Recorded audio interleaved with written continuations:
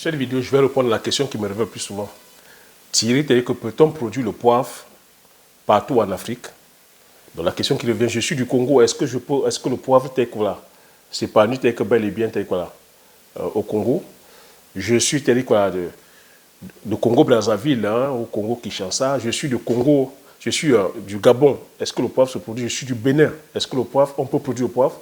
Je suis du Togo. Est-ce qu'on peut produire le poivre? Je suis au Sénégal. Est-ce que je peux produire le poivre au Sénégal?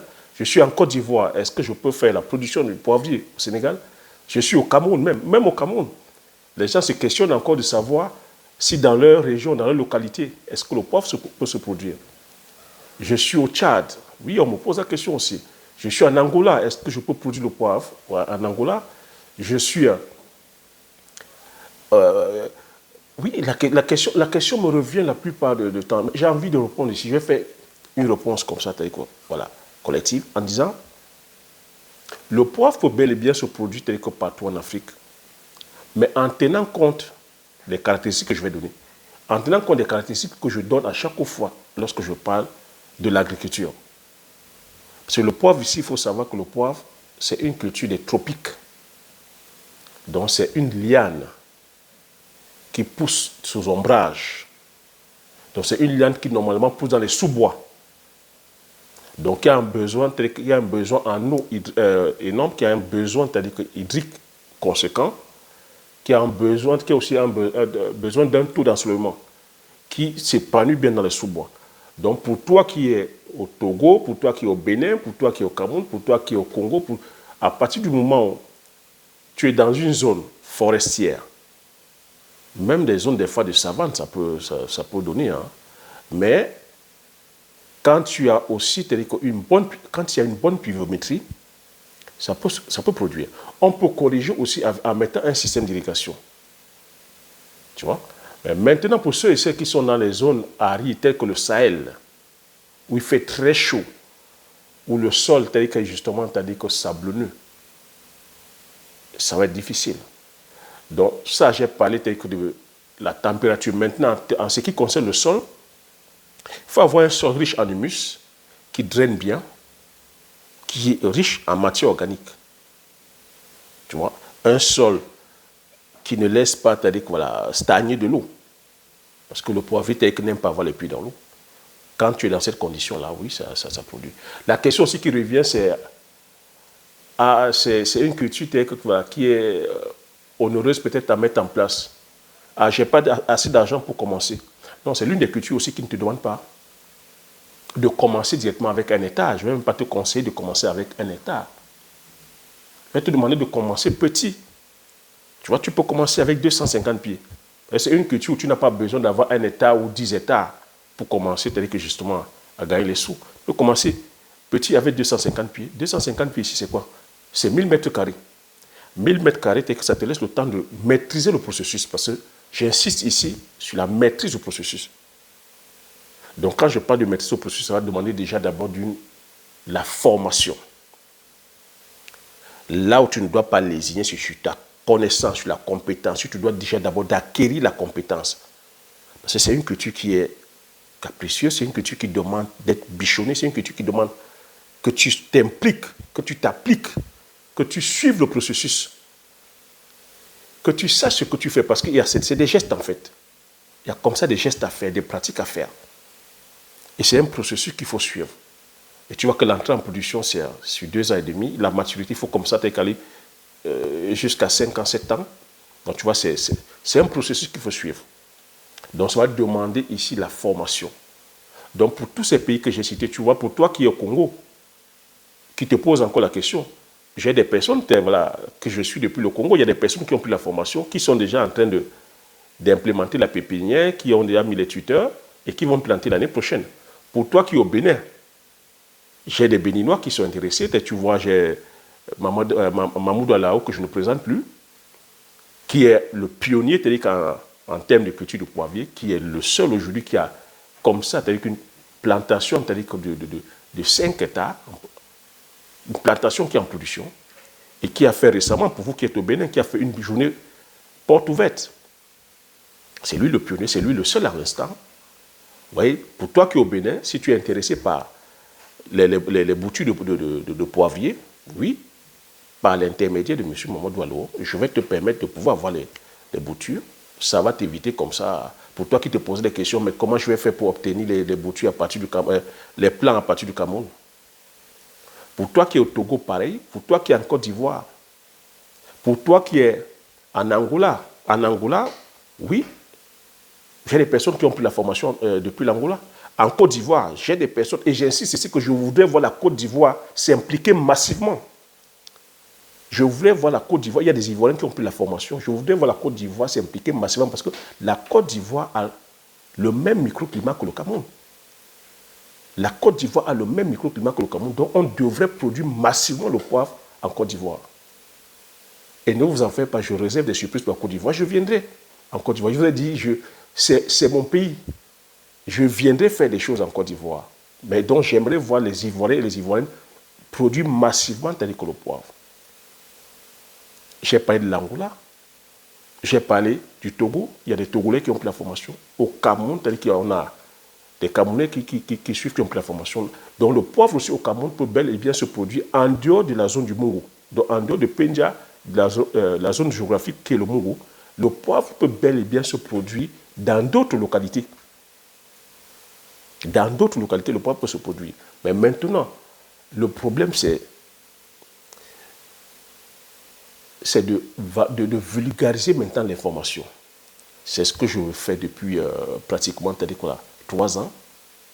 Et de te dire que la réussite de cette culture-là passe par la connaissance, par la formation. Il ne faut pas aller te dire que s'azader à faire, à dire j'ai vu 2 vidéos, 3 vidéos, je vais les faire. Il ne faut pas s'azader à dire j'ai vu une vidéo, quelqu'un m'a dit de faire, je vais. C'est vraiment une culture sur laquelle il faut aller vers les personnes qui ont l'expertise, la compétence, les personnes qui ont des plantations, j'insiste, des plantations, les personnes qui connaissent. Moi, c'est pour ça que, tu as vu, j'ai pris le temps et je prends le temps de partager d'abord la pédagogie. Oui, tu peux te lancer dans la culture. Et je dis ici, c'est la seule culture aujourd'hui qui puisse vraiment te permettre de faire du fois 100, du fois 200, du fois 500. Et je pèse bien mes mots. C'est la seule culture aujourd'hui qui ne te demande pas assez d'espace. Tu peux commencer petit, comme je t'ai dit, 250 pieds sur 1000 mètres carrés, tu peux commencer. Et c'est la seule culture qui peut te permettre aujourd'hui d'aller, c'est-à-dire que justement, de faire ce qu'on appelle, d'avoir l'effet levier. Donc quand tu commences avec 250 pieds, tu peux patienter comme ça 2-3 ans. Quand ça entre en production, tu utilises les boutures des 250 pieds pour faire la pépinière. Tu accrois à 1000 pieds. Tu peux m'accroître même à 1500 pieds. À la prochaine campagne encore, tu peux accroître encore, tu fais 1 hectare. Donc tu peux partir de 250 plants, tu te retrouves sur 1 hectare. Tu vois, l'économie d'échelle. Mais c'est d'avoir cette patience-là. C'est justement de pouvoir suivre le processus. C'est là où beaucoup d'entre nous ne sont pas patients. Parce que c'est une culture qui demande d'être patient. D'être patient et de maîtriser plutôt le processus. Après, en termes de moyens, je vais dire, tu vois, si tu commences avec 200, tu peux commencer doucement avec 250 pieds et commencer à grandir. Pour ceux qui ont les moyens, pour ceux qui sont de la diaspora, ici, je vais dire, c'est une culture comme ça où on devrait aller investir massivement afin de pouvoir lever des devises. On devrait sortir de ces petits business. Tu vois, quand je parle de la culture du bois, tu ne sais pas ce que tu ne sais pas. Si beaucoup d'entre nous ne nous lançons pas dedans, c'est parce que l'information n'est pas diffusée et parce que aujourd'hui, on va tous faire des business parce qu'on regarde, on suit les chaînes YouTube, on suit les vidéos sur YouTube. Et les vidéos sur YouTube aujourd'hui qui sont populaires, on va te dire élevage de poulet de chair, on va te dire d'aller faire les business de 50 francs, d'aller faire les business de 100 francs, d'aller faire les business avec 500 francs, d'aller faire les business avec 1000 francs. Ben, lorsqu'on répète ça comme ça, année après année, qu'est-ce que ça fait? Ça nourrit l'algorithme YouTube. Et l'algorithme YouTube ne fait que proposer ça chaque fois. Quand tu viens voir une vidéo de 100 000 vues, de 500 000 vues, avec un budget de 500 francs, toi de la diaspora, tu penses, tu trouves normal de quitter l'Occident pour venir faire un business en Afrique avec 500 francs? Tu trouves normal de quitter l'Afrique et de venir faire un business avec 10 000 francs ou avec 100 000 francs? Non, vous voyez, c'est ça qui fausse la donne. C'est ça qui fausse la donne et ça fait que l'algorithme, quand tu viens proposer comme ça des idées de business bien pensées, bien structurées, l'algorithme ne partage pas la vidéo à un plus grand nombre. Moi, je peux te le dire aujourd'hui, je suis shadowban. Parce que l'idéologie que je partage ne matche pas avec l'algorithme. Ou les personnes à qui je parle, l'algorithme, tel que ça n'intéresse pas l'algorithme YouTube. Moi, je le dis. Mes vidéos ne sont pas c'est-à-dire que proposées à un plus grand nombre. Quand je vois que la communauté telle que nous sommes, ce n'est pas proposé. Parce que ici, je véhicule une certaine idéologie. Et, comme j'ai expliqué, comme je ne suis pas en train de dire qu'aller faire les business de 500 francs, de 10 francs, ou aller faire l'élevage de poulet de chair, ou comme je ne suis pas dans le Mogopan, je ne suis pas dans le Congossa, je ne suis pas dans les vidéos populaires d'actualité, ben, la vidéo ne se partage pas à un plus grand nombre. C'est pour ça que lorsque vous recevez ce type de vidéo, partagez à un plus grand nombre. C'est pour ça que je vous demande à chaque fois de mettre le pouce, afin que l'algorithme puisse te dire que justement, cette fois-ci, authentifier la vidéo et faire le travail. Je continue à le dire. Moi, je suis venu sur YouTube parce que je viens véhiculer un message. Je ne suis pas venu sur YouTube pour pouvoir, c'est-à-dire que justement, compter le nombre d'abonnés, comme je dis, ou pouvoir, je ne sais pas moi, commenter l'actualité. Ou aller, c'est-à-dire que dans le sens de ce que certains veulent entendre. Parce que le but de YouTube aussi, ici, de ces médias, c'est d'aller donner les informations que la population veut. Mais si tout le monde va vers les business de 500 francs, de 100 000 francs, de 10 francs, de poulet de chair, tu trouves normal que je dois aussi venir répéter la même chose? Moi, je dis non. Un entrepreneur ne doit pas être dans le suivisme. On se doit de penser par nous-mêmes. On se doit d'aller faire des business qui nous bénéficient, des business qui enrichissent la communauté, des business qui enrichissent le pays, de créer des business et des chaînes de valeur endogènes. Tu vois qu'ici, j'ai un autre discours. C'est un discours qui, justement, que certains, c'est-à-dire que ne vont pas capter. Et c'est un discours aussi qui ne va pas, c'est-à-dire qu'avec les différentes plateformes. Il faut l'accepter. Moi, je dis, je sais que je suis shadowban. Mes vidéos ne sont pas diffusées normalement. Mais c'est aussi le prix à payer. On dit merci aussi à cette plateforme parce que si cette plateforme n'était pas là, on ne serait pas en train de parler comme on parle là aujourd'hui parce que nous n'avons pas les nôtres. C'est aussi le prix à payer. Donc voilà ce que j'avais à partager sur cette vidéo, que la culture du poivrier peut bel et bien se produire dans nos différents pays en Afrique. C'est de respecter les différents itinéraires, les différents principes que j'ai partagés là.